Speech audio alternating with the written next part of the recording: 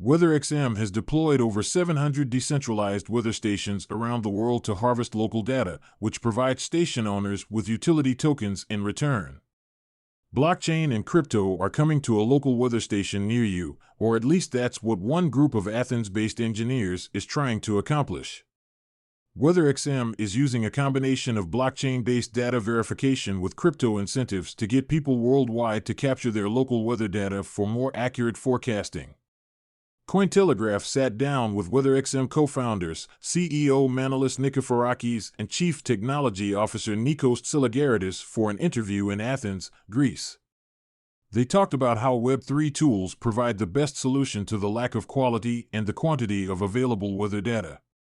WeatherXM co-founders from left to right, CEO Manolis Nikiforakis, CTO Nikos Tsilagaridis, Head of Engineering Stratos Theodorou.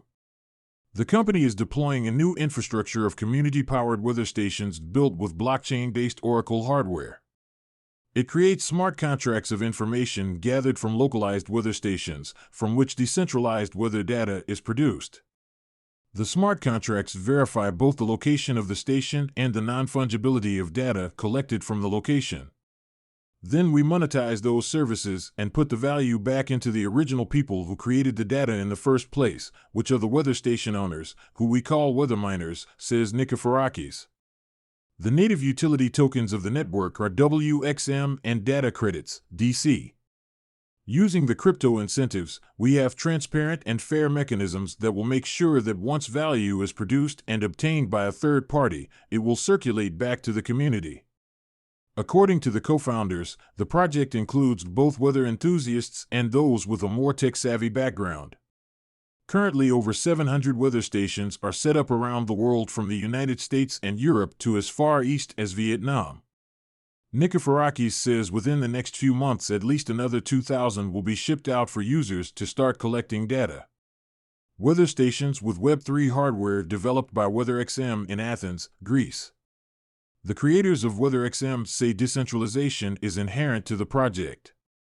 By allowing individuals to deploy their own stations in a given location, it creates a by the people for the people type approach to weather data collection, rather than a major centralized enterprise.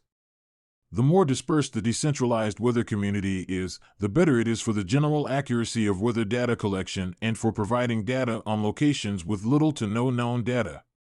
The developers incentivize weather miners through rewards based on location and data quality.